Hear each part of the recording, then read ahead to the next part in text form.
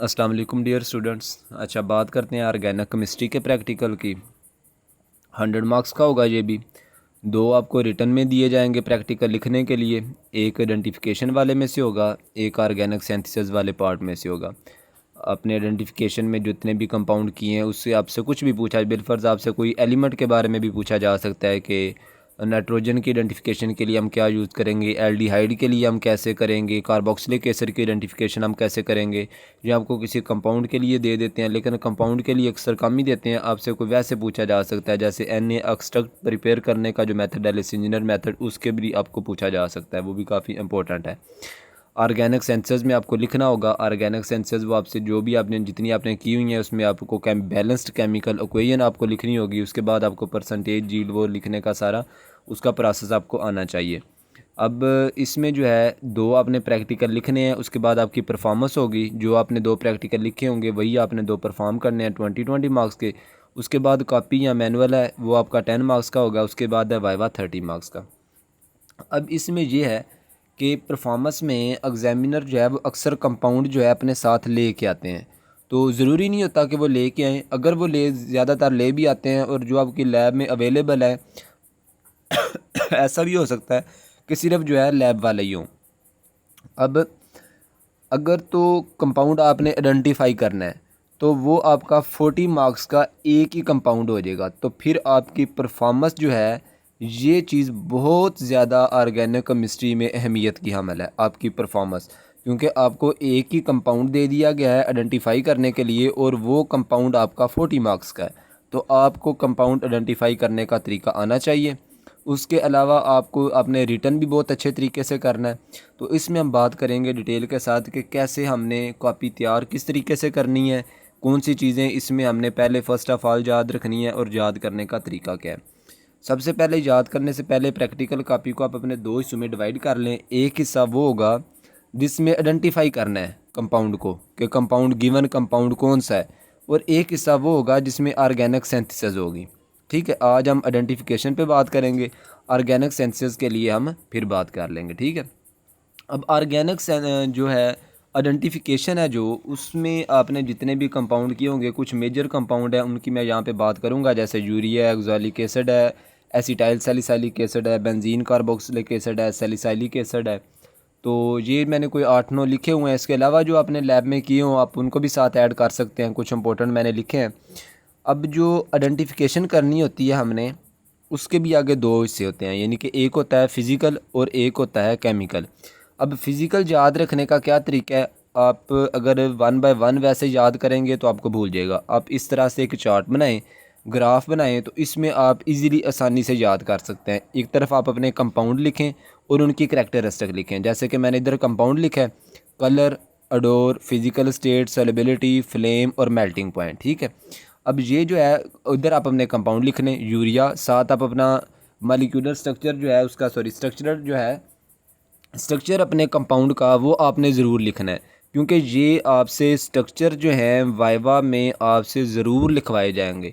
अगर आपसे वो वाइवा में 3 क्वेश्चन करता है या 4 करता है तो एक क्वेश्चन ज़रूर जो है स्ट्रक्चर का होगा। वो आपसे स्ट्रक्चर कोई भी ड्रा करवा सकता है, एसिटाइल सैलिसाइलिक एसिड का करवा सकता है, आपसे जो आपने हेट्रोसाइक्लिक केमिस्ट्री पढ़ी है उसमें से किसी भी ड्रा करवा सकता है। लेकिन आपकी अपनी कॉपी पे एग्जामिनर एक स्ट्रक्चर आपसे ज़रूर ड्रा करवाएगा। ठीक है, साथ आपने स्ट्रक्चर याद रखने हैं।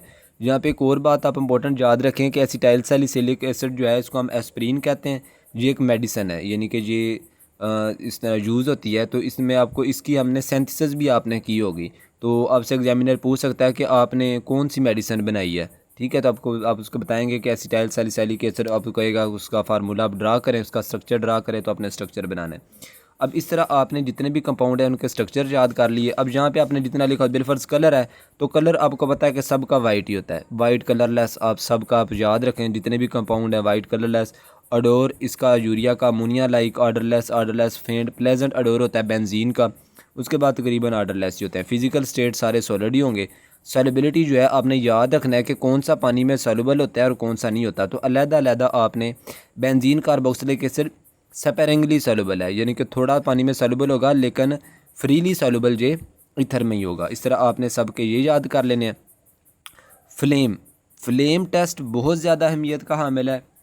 इस फ्लेम को आपने बहुत अच्छे तरीके से के साथ करना है, और जहाँ पे आपने एक मेजर मिस्टेक ये नहीं करनी कि बच्चे क्या करते हैं कि आपका जो कंपाउंड होगा, गिवन कंपाउंड, उसको पेस्टल में यानी कि उसको जो है ना पेस्टल एंड मोटर से उसको जो है ना मिक्स करते हैं, तो वो यानी कि ख़राब हो जाता है, यानी कि उसमें ऑलरेडी कोई कंपाउंड होता है तो वो मिक्सचर बन जाता है, तो इस आपका फ्लेम टेस्ट सही नहीं आएगा। फ्लेम टेस्ट परफॉर्म करने का तरीका ये है कि आपका जो गिवन कंपाउंड होगा ना, जो आपको दिया जाएगा ओरिजिनल, उसी में से ही आपने स्पैचुला से थोड़ा सा लेके उसको आपने फ्लेम टेस्ट परफॉर्म कर लेना है। ठीक है, ये बहुत ज़्यादा अहमियत का अमल है, क्योंकि जिनका फ्लेम ब्लैक आएगा, ये देखें ये 3 कंपाउंड हैं जिनका ब्लैक आएगा, बाकी सब वाइट ही होंगे। जिनका ब्लैक आएगा ना स्मोक, उनमें अरोमेटिक रिंग जो है ये प्रेजेंट होगा, तो ये बहुत ज़्यादा अहमियत का हामिल है। ठीक है, इस तरीके से आपने उसके बाद मेल्टिंग पॉइंट आपने बहुत अच्छे तरीके से याद रखने हैं। हर कंपाउंड के आप इस तरह लिख लें और मेल्टिंग पॉइंट आपने याद रखने हैं। लिटमस टेस्ट परफॉर्म इतना ये इंपॉर्टेंट नहीं है, लेकिन फिर भी आप याद रखेंगे जो एसिड हो गया उनका क्या लिटमस टेस्ट आपने किस तरीके से परफॉर्म करना है। अच्छा, ये सारी जो हो गई बात फ़िज़िकल टेस्ट के हवाले से ऑर्गेनिक कंपाउंड। अब बात करते हैं केमिकल टेस्ट के हवाले से। तो आइडेंटिफिकेशन ऑफ एलिमेंट्स आपने सारे याद रखने हैं जितने भी आपको करवाए गए हैं। बिलफर्ज मैंने चंद एक जहाँ पे लिखे हैं, नाइट्रोजन के लिए है, सल्फ़र के लिए है, हेलोजन के लिए है। नाइट्रोजन के लिए हम क्या करते हैं कि ऑर्गेनिक कंपाउंड आपने लेना है, 2 ml एन एक्सटर्ड लेना है, NaOH फ्यू ड्रॉप्स लेने हैं, फ्यू ड्रॉप्स आपने FeSO4 लेना है, उसको आपने बॉयल करना है, कूल करना है। ये सारी चीज़ें आप अपने लेंगे उसमें टेस्ट ट्यूब में लेंगे। अब बॉयल करें, कूल करें, फिर कूल करने के बाद 1 ml आपने HCl डालना है। तो ब्लू कलर अगर शो होता है तो इसका मतलब है कि नाइट्रोजन प्रेजेंट है। इसी तरह सल्फ़र का भी आपने परफॉर्म करना है, सल्फ़र का भी आपने याद रखना है, हेलोजन का भी आपने याद रखना है। और ये टेस्ट बहुत ज़्यादा अहमियत के अमल हैं, ये आपसे वाइवा में वैसे भी पूछे जा सकते हैं। ठीक है, और आपको टेस्ट परफॉर्म करने के लिए तो ये वैसे भी आने चाहिए। ये आपके ऑर्गेनिक का प्रैक्टिकल का मेन हिस्सा है। ठीक है, ये वाली चीज़ें। फंक्शनल ग्रुप्स के लिए टेस्ट आपने याद रखना है, जिस तरह मैंने आपको ये ऊपर लिख के बताएं, इस तरह आपकी कॉपी पे लिखे होंगे। तो ये मैंने इतने नहीं लिखे ताकि ये वीडियो लंबी ना हो। एल्डिहाइड के लिए, कार्बोक्सिलिक एसिड के लिए, जहाँ पे कार्बोक्सिलिक एसिड आएगा, जहाँ पे अल्कोहल के लिए, अमाइड्स के लिए, अरोमेटिक और एलिफेटिक के लिए। अरोमेटिक वो होंगे जिनमें बेंजीन रिंग प्रेजेंट होगा, और एलिफेटिक जो स्ट्रेट चेन होंगे।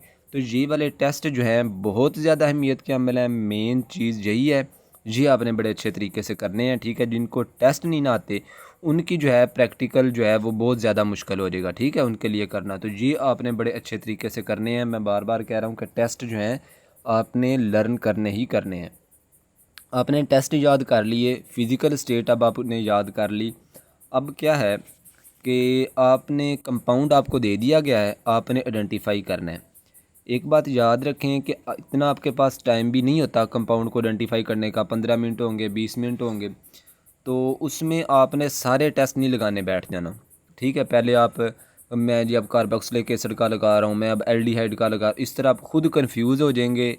और दूसरी बात यह है कि इतने रीएजेंट आपको नहीं मिलेंगे। बिलफर्ज आपने ये सारे टेस्ट आप परफॉर्म करना चाह रहे हैं, तो लैब में हो सकता है कि आपका जो ग्रुप हो उस आपसे पहले 6 ग्रुप पहले परफॉर्म कर चुके हैं, तो आपके आने तक केमिकल जो है आगे पीछे हो सकते हैं।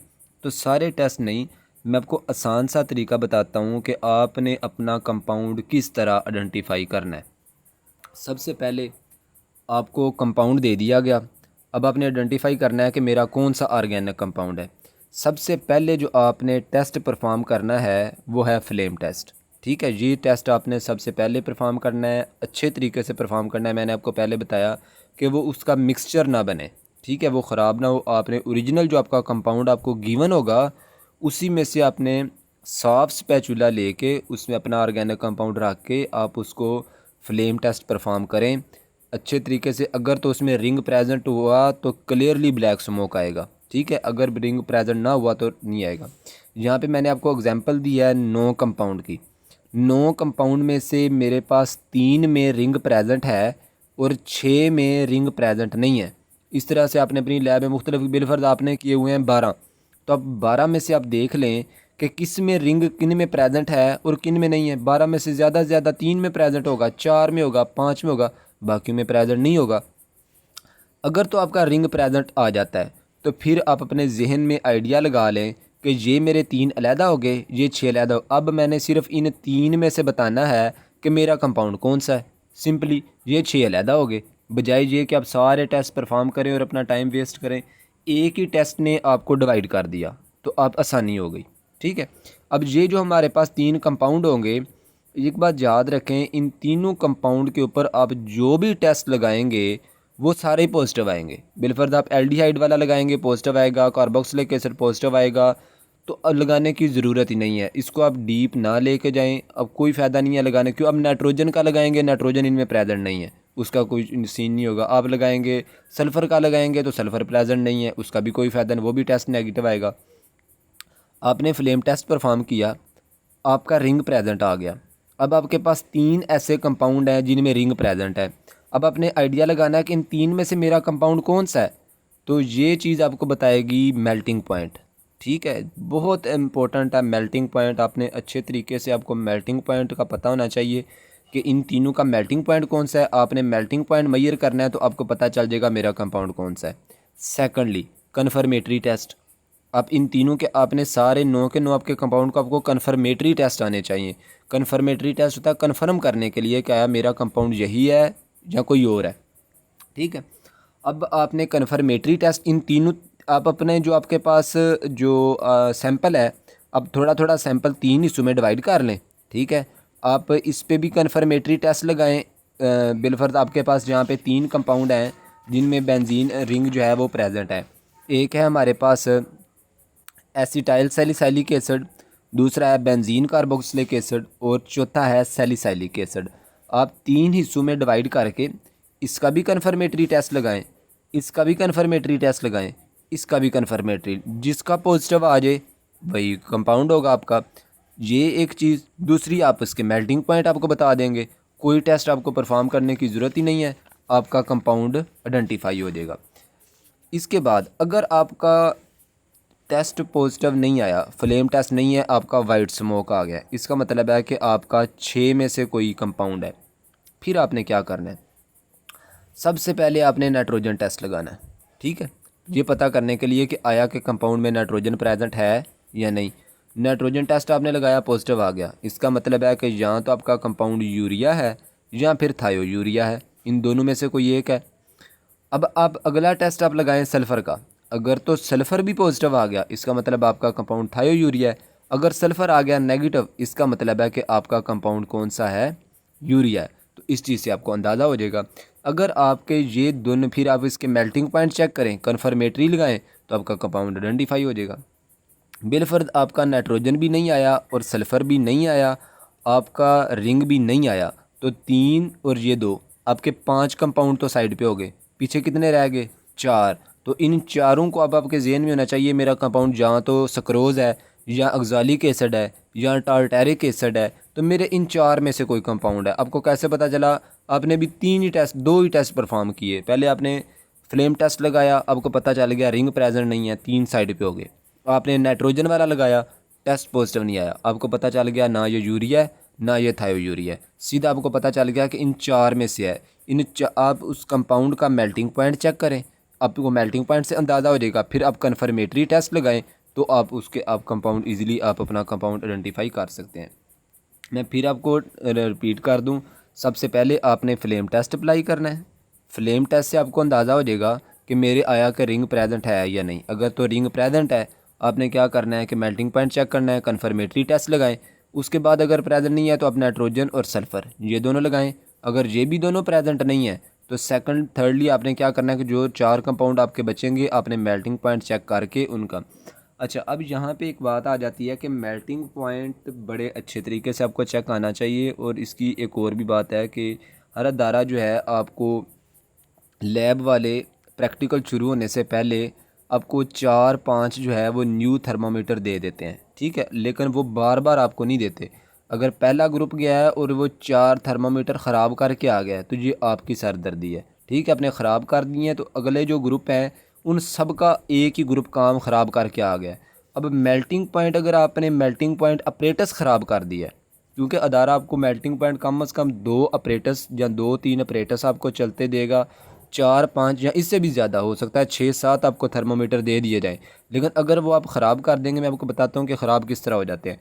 तो ये देखें, जिन बेचारों का रिंग आ जाएगा उन बेचारों के पास तो एक ही ऑप्शन है, मेल्टिंग पॉइंट, क्योंकि उनके बाकी सारे टेस्ट यहाँ पॉजिटिव आने हैं या नेगेटिव आने हैं, तो वो तो मेल्टिंग पॉइंट के सहारे ही हैं।